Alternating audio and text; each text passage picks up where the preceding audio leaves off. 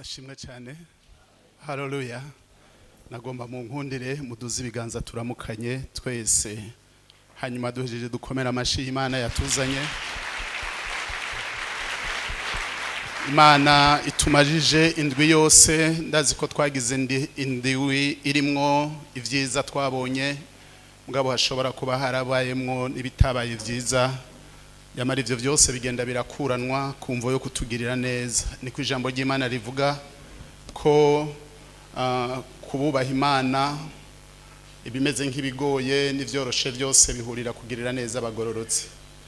Tufise ijambo ry'Imana, Imana yashize ku mutima wacu, tugomba kuganira n'ishengero rya Kigobe, kandi ndashima Imana kubw'iryo jambo.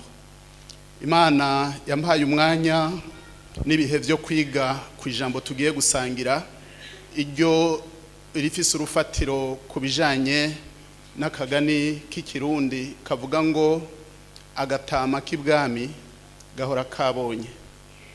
Ngaca ndakubwira nti uragaba, uca karongo kuri uragaba. Inkuru tugiye kuvugana ko ndagomba tuvugane amajambo arabimiryango.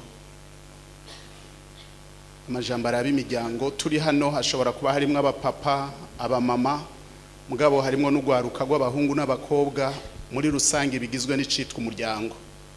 Ndazi ko atawuri ngaha adafise umuryango akomokamwo, kandi kuko tuba mu miryango, iyo mu miryango nyene niho hari isoko ry'ivyiza, haba muri nyamuryango nyene, haba ku ishengero, haba no ku gihugu. Iyo imiryango yononekaye bisigura ngo ibintu byose biba bipfuye. Tugiye kwitiza gusangirira hamwe amajambo y'Imana, turabe ku mukurambere yabayeho tutarabaho, mugabo kandi avugwa ko ibintu byinshi muri Bibiliya. Imana itumye Mose hariya mu gihugu ca Egiputa, murazi ko yabajije ati none uhoraho ninashika hariya ndavuga ngo ninde yantumye? Muzi ko hari imana z'uburyo bwose butandukanye, mugabo uhora harivuga ati genda ubwire Farao ati ni ndiho niwe yantumye. Umubwira ati nduwo ndiwe niwe yantumye. Ati kandi Imana ya Abrahamu, ya Isaka na Yakobo niyo yantumye. Tuvuge tuti amen. Yavuze ivyemezo bishika bitatu byose ku izina ryiwe, kugira ngo Farao ntahava mushushanya canke ngo yiyumvire kwaje mu izina ry'izindi mana. Uyu mutama niwe ngomba tuvuganeko. Reka dusoma amajambo y'Imana dusanga hariya mu itanguriro igice ca 35, umurongo turasoma kuwa mbere tugeze ku murongo 8. Ako gace kose turagasoma. Abafise Bibiliya zitaha hinyanyuwe n'urupapuro rwa 42, 35 rimwe gushika ku 8. Yakobo aduga i Beteli. Imana ibarira Yakobo ati va hasi uduga i Beteli ugerereyo, unyubakira igicaniro jewe Imana nakubonekeye igihe wahunga Esau mwene nyoko. Maze Yakobo acabarira abiyiwe nabo bari kumwe nawe bose ati mukuraho ibigirwamana by'abanyamahanga biri muri mwebwe, mwihumanure mwambare izindi mpuzu, tuve hasi tuduge tuje i Beteli, nanje nambarize y'Imana, nanje nubakire y'Imana igicaniro imwe yanyumvira ku munsi w'ivyago vyanje, kandi yagendanye nanje mu nzira nagenzemwo zose. Baha Yakobo ibigirwamana vy'abanyamahanga byose bari bafise, n'impeta zari ku matwi yabo. Yakobo abizika munsi y'igiti citwa umweroni cari hafi y'Ishekemu. Nuko baragenda, Imana iteza ubwoba ibisagara bihakikije, ntibakurikira bene Yakobo. Nuko Yakobo ashika iruzi ariho Beteli ho mu gihugu c'ikanani, mbona abantu bose bari kumwe. Ahubaka igicaniro yitaho hantu Eri Beteli, kuko ariho Imana yamwiyerekeye igihe yahunga mukuru we. Kandi Debora umurezi yarareze Rebeka arapfa, bamuhamba hepfo y'Ibeteli munsi y'igiti citwa umweroni, bacita Aroni Bakuti. Turasimba dusome ayandi majambo kugira ngo ivyo gusoma tuze gutera tubisozera. Umurongo wa 21 n'uwa 22 aho muri ico gice nyene havuga ngo Israeli akomeza inzira ashinga amahema hirya y'umunara wo muri Ederi. Maze Israeli akiri muri ico gihugu, Reyubeni aragenda asambana na Biruha inshoreke ya se. Israeli arabimenya. Simba mu gice ca 49 mu itanguriro,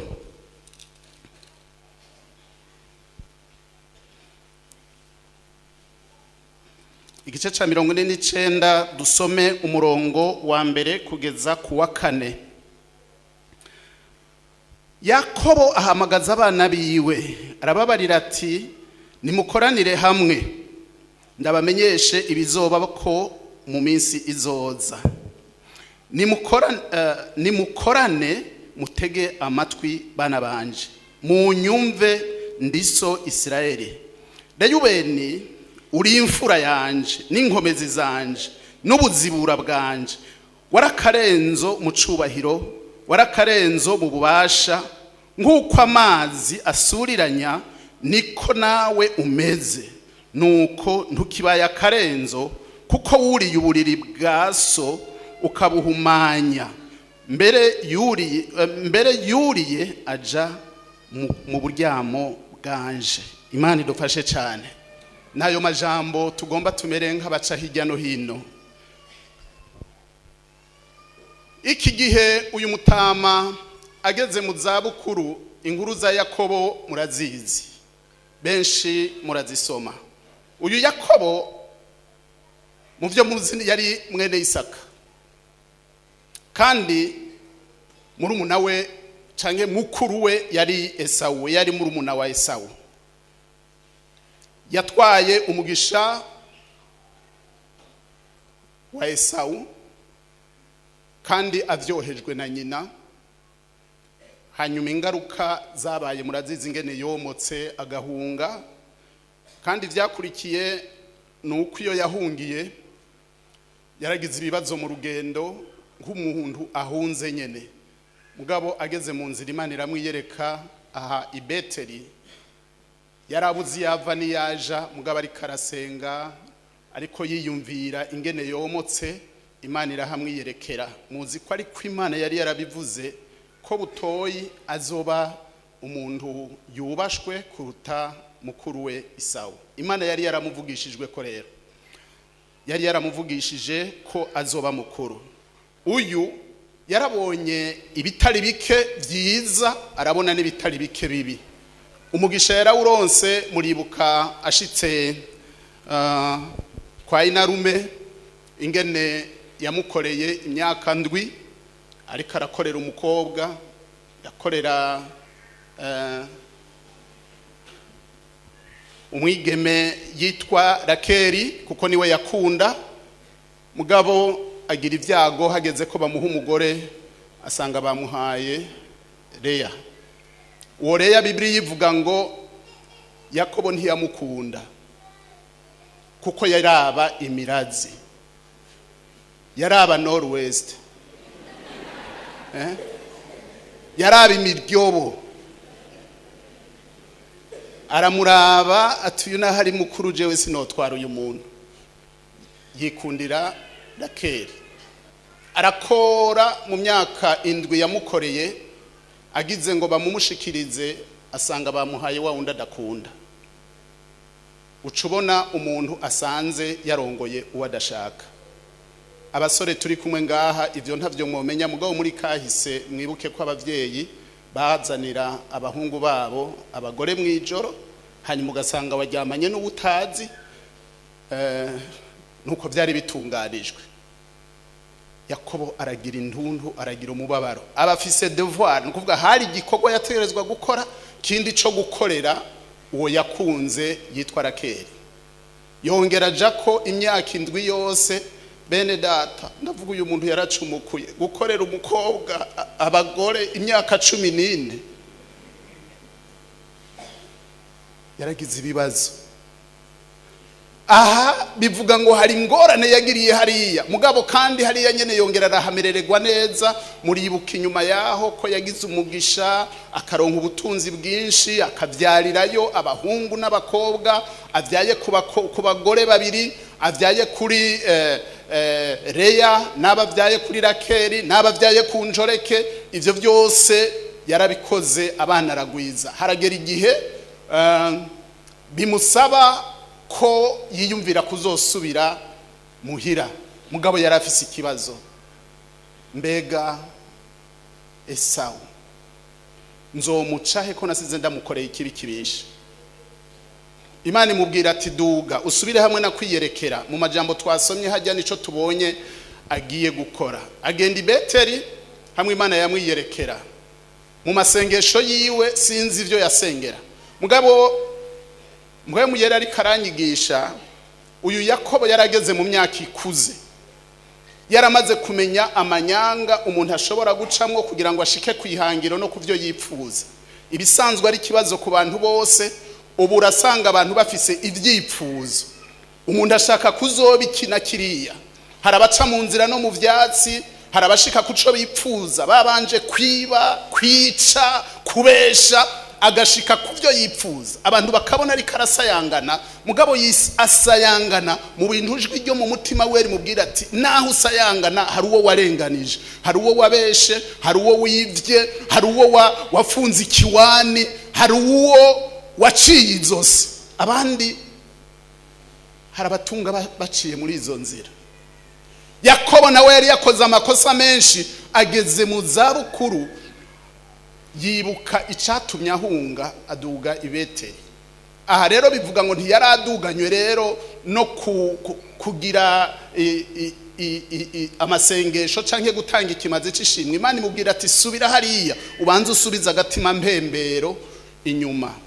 Twabonye mu majambo twasomye aragenda hariya hamwe kuri ryabuye, hamwe Imana yamwiyerekera.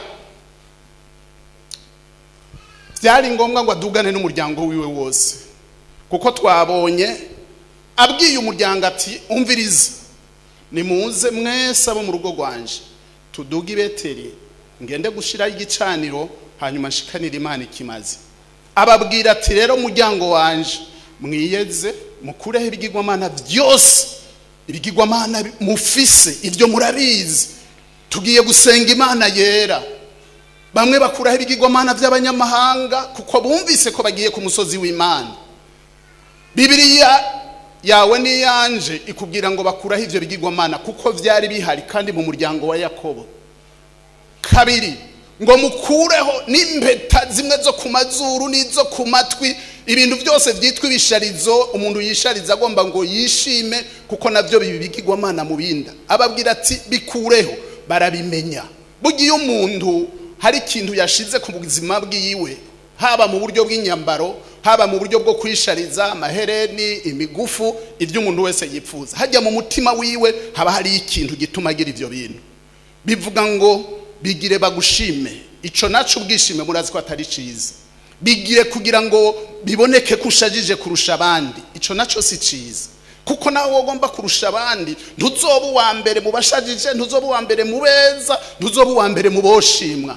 Yakobo ababwira ati ibyo byose kuraho, uko tugomba tugende kubonana n'Imana yera ituzi, ntihagire uwihenda ngo ivyo bintu abizane. Bose barabikoranya. Bibiliya yavuze ngo acara bifata abizika munsi y'igiti, baduga bose ibiganza byabo vyera nk'abagiye gushikanira Imana canke gutanga ikimazi ca gushimwa. Imana ishimwe. Burya imbere y'Imana hari abantu bahaza batazi iyo baje guteramira iyo ariyo. Hari abantu bazi imbere y'Imana akaza nk'ugutembera, mugabo Imana izi ibigirwamana biri mu mutima wawe. Imana izi ibyo ugendana, ibyo wicayeko, ibyo ukenyereyeko, ibiri mu mutima. Imana ibizi, mugabo ukaza ugaterama hanyuma ukagenda. Abo barabikoze turabashima, mugabo muri aba bantu inyuma y'uko bikozwe uraza kubona umwe mu muryango atabikoze nk'abandi, kandi mu muryango ivyo birabaho.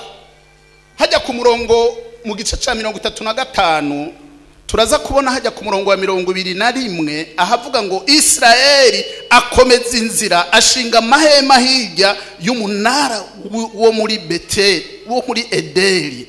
Maze Israeli akiri muri ico gihugu, Reyubeni aragenda asambana na birukana injoreke yase.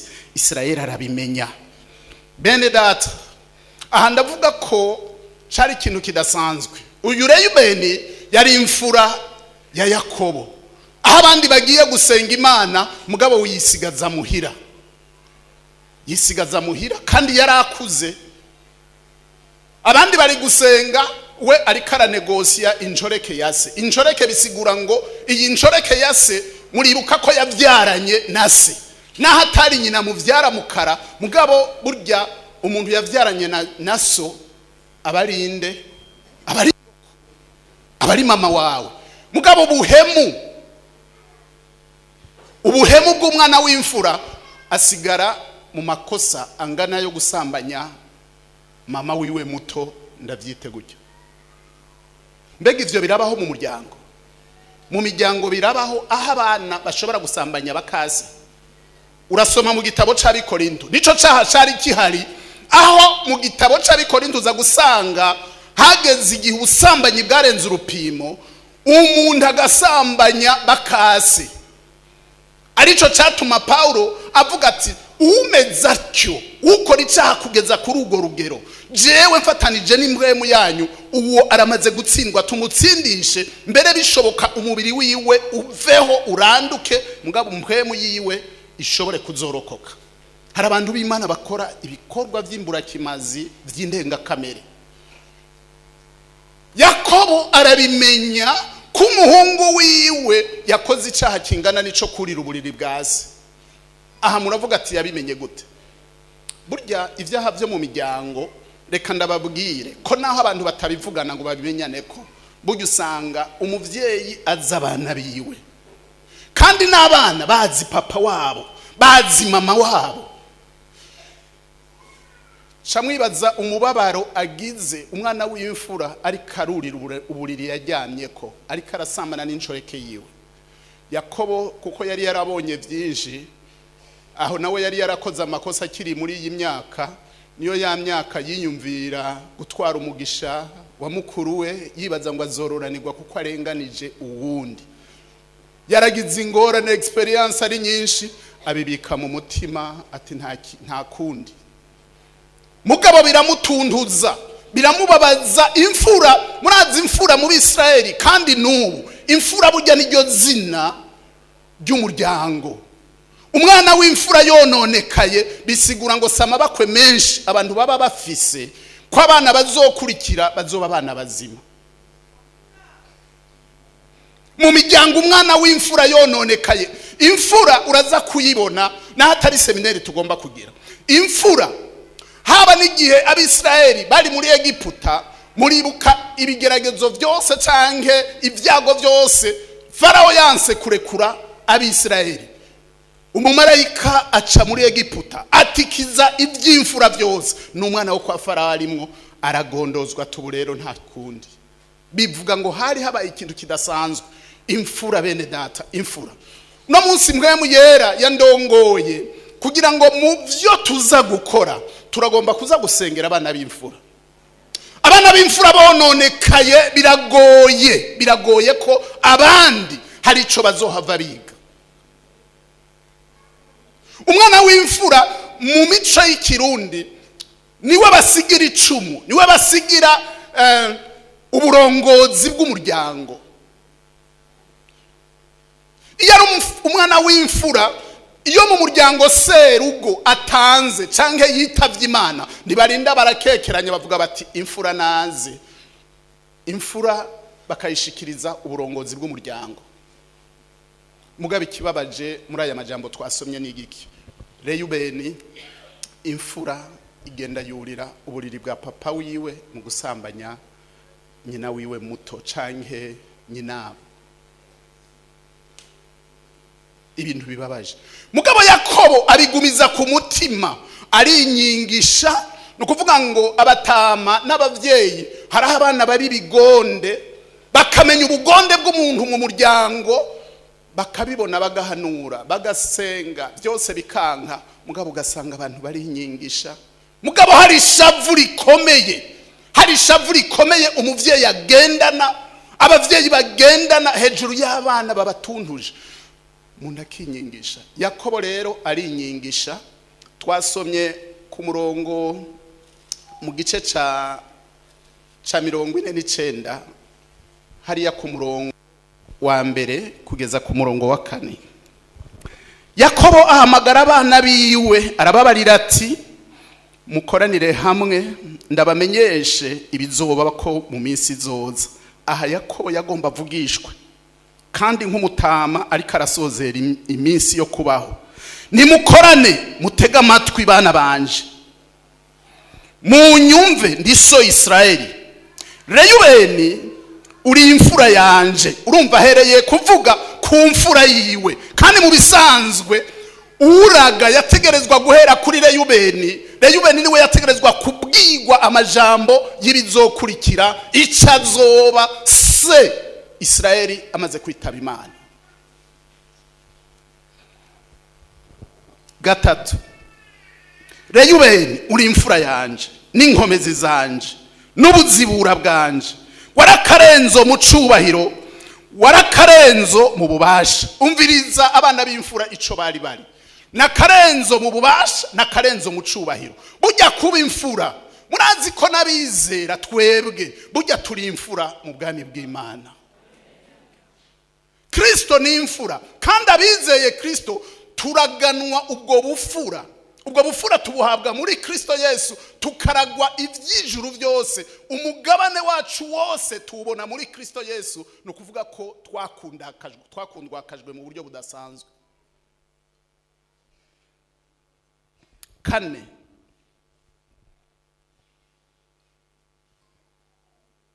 Nk'uko amazi asuriranya niko nawe umeze. Mwumvise ibintu birahindutse. Nk'uko amazi asuriranya niko nawe umeze. Nuko ntukibaye akarenzo, kuko wuriye uburiri bwa so ukabuhumanya. Mbere yuriye aja mu buryamo bwanje. Ca wibaza umuntu yara yiteguye gusomera, mugabo agaca bwirwa amajambo nk'aya. Iyo umuntu atakibaye akarenzo ababaye igiki? Abazi Kirundi. Nukuvuga iyo umuntu atabaye umunyacubahiro ababaye iki? Ababaye inkengerwa. Reyubeni bivuga ngo ahantu yarababaye mu buryo budasanzwe. Ico ngomba kuvuga ngaha ni giki? Ni abantu mu miryango, abavyeyi, ya migani sinzi ko ari y'Igifaransa ni y'Ikirundi bavuga ngo impuzu y'umwanda imesurirwa mu muryango. Siko twese tubizi. Hari amakosa bera mu muryango abavyeyi usanga bazi. Abana bazi na nyimwo n'umuryango. Ugasanga hari umuntu bugaba bwiwe abavyeyi bagomba gukuyengeza bakabifata nk'ibisanzwe. Umuntu bakamusiga kandi ari umugarariji bidasanzwe. Niyo wovuga ubugarariji bugaragara, kuko ubugarariji ntibugarukira mu muryango gusa. Ubugarariji buramuza bugatera amahembe n'abo hirya y'umuryango, n'ababanyi bagashikirwa, abafise aho bakora abakozi bagashikirwa hejuru y'ubugaba bw'umuntu. Yakobo ntiyarakiri muri bamwe batwagwa n'ibishobisho ngo ntaco n'umwana wanje. Yakobo aramubikira, mbega mvuge ngo ni surprise ngira kiba ari ikintu kikunezera. Mugabo niki naco nyene nticari ikintu coroshe kumva mu matwi ya Reyubeni. Ti warakarenzo none ubu ugiye kuba inkengerwa. Ikosa wakoze niki? Nuko wuriye uburiri bwanje jewe so Isirayeli.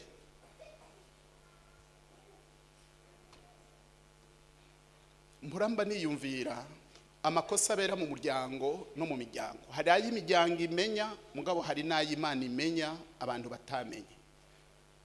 Ibintu by'ubusambanyi buhinye, ibintu by'ubusambanyi biba hagati mu miryango. Uwundi munsi nari kumvugana n'umukozi w'Imana, ariko arambwira, yari umupapa arongoye ishirahamwe kanaka, ambwira ati burya abantu barageseye, imiryango yarageseye, yarononekaye. Hari ibyaha interne, ibyaha by'imbere, aho usanga abantu, ugasanga umuntu yasambanye na muvyara we, yasambanye na kintu kanaka, abantu bafise ico bapfana. Hanyuma niyo umuryango ubimenye, kufukafuka bo bimenya, ivyo ni ibara. Byari navuganye n'umutama nubaha hano, yari kavugana n'umwana sekuru yatanguye gusambanya akiri umwana mutonyi, asambanya umwuzukuru, akana kataramenya n'ivyo kariko karagirirwa. Uko gakura niko katinze karamenya ati bwa bundi ibintu sokuru yangirira ni ibintu by'ibitera soni.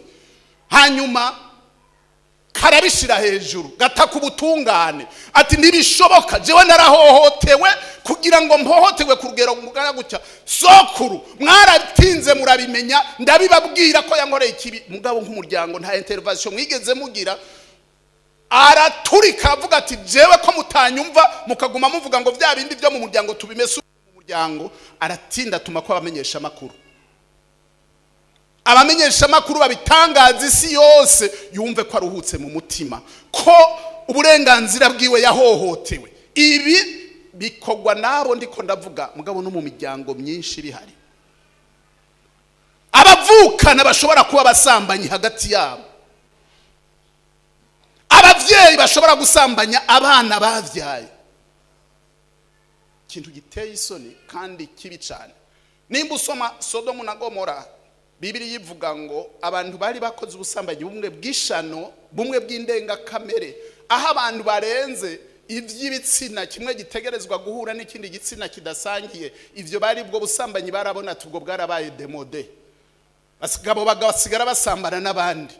Ijuru urabona rigeze ahantu rirungitse, abamarayika nabo bakagomba kubasambanya nk'abantu bafise ishusho ry'abagabo. Imana mu ijuru ati trop, ibirenze biba birenze. Isodomu ibyahabaye murabizi, igihe cano wa murabizi. Imana numvise indongoreye mu mutima, bene data, ndavuga ngo icaha cose kitihanywe, icaha cose kitatuwe, na cyane cyane kizananye kuri ibi bintu by'ibitsina, ni ngombwa ngo Imana izigihane. Yakobo arabibika mu mutima, ararindira igihe kigere, hanyuma azamubwire ibyo atezwa kumubwira. Kandi aya majambo ntiyamubereye neza, bene data. Kandi tugeze ngaha nagoma nje ndababwira ngo papa wawe arashobora kutabikubwira ububi bwawe. Mu muryango mugafukafukanira ibigabitanyo byanyu, mukabikuyengeza. Naho ibyo mwobishobora, hari itarenganya, hari idakuyengeza. Bibiliya yambariye, soma muri Zaburi. Singomba ko turinda kubasoma ngo ndavuga ibihari. Zaburi 139, umurongo w'indwi kugeza ku murongo wa 12. Naho Daudi avuga ati Imana ni ndavyi, Imana ni nderetsi, Imana irazi amakosa y'umuntu wese. Avuga ati hari umuntu akora ibyaha kabifukafuka, ati mbega wo bifukafuka bigakunda. Nawe kwifuka ijoro, Imana ibona mwijoro nkuko ibona ku murango. Imana ijisho ry'uhoraho ntawo ginyegeza. Aho no munsi nagomba kuvuga ngo turabana b'uburagwa bwo mu ijuru, twararazwe itunga ryo mu ijuru biciye muri Kristo Yesu. Mugabo hariho abantu bazogirirwa surprise, aho abantu biyumvira ngo barabakozi b'Imana, mugabo bagasanga bashobora kubwirwa ati mvi imbere mwabakora ibiziramwe ntaho nigeze ndabamenya. Hari ikindi gihe umuntu ashobora kuvuga ngo nabaye umukozi mwiza, ndatanga kugira ngo nzimanganye amakosa nakoze, kuko hari abandi benshi bagira gutyo, kuko bakuye inyungu mu byo kugaritanya ngo reka nshira abakozi b'Imana. Ndakubwire, umukozi w'Imana azobikoresha nk'umukozi w'Imana, mugabe ibyawe byo bizoba ubusa imbere y'Uhoraho. Umutima wanje wandongoreye uno munsi gusengera. Iki gihe kitaraza, indavyi itaraza ngo izocira urubanza ibikwiranye n'ivyo umuntu wese yakoze, ngo umuntu yihana atarahanwa, umuntu aringanize, kuko igihe cyo kuringaniza kirahari. Nagomba ngo igice cya mbere ngomba gusengera abantu b'imfura. Sindabasengera kuko bakoze ibya Reyubeni, mugabo ndabasengera kuko ari iteka watewe nk'imfura, kugira ngo bakarorero keza ntumere nka Reyubeni. Umuco ugira kabiri, ndagomba ngo dusengere abantu bakijijwe ko ari ngombwa ngo bagendane ukwera, kuko iyo turi ngaha tuba tumeze nk'abagiye i Beteli. Gushikanira Imana ibimazi byawe nta bigirwamana bihari, nta bigirwamana udugana. Icanyuma turagomba gusengera abavyeyi bari ngaha, kugira bamenye kuvyara ko ari kimwe, kandi no kurera ubugaba bw'umwana ukabumenya, kubuhana ari kikubereye. Yakobo naho yabanje kumera nabi, mugabo yaramenya ati abonye amakosa yakoze n'ingaruka yamugiriye, avuga ati ubu nta guhendana, nta gusiga n'ingoro ku maso, jewe nzovuga ukuri nk'umuvyeyi, umuntu ndamuhezagire kuko akwiye guhezagirwa, kandi niyo byo bikeneye kumuvuma navyo nyene bibeho. Abavyeyi mu abantu bari juste, abantu baca urubanza gukuri, umwana muhanure byanse umuhane. Ivyo nivyo ngomba gusengera abavyeyi. Imana ibahezagire kandi ihezagire ijambo ryayo.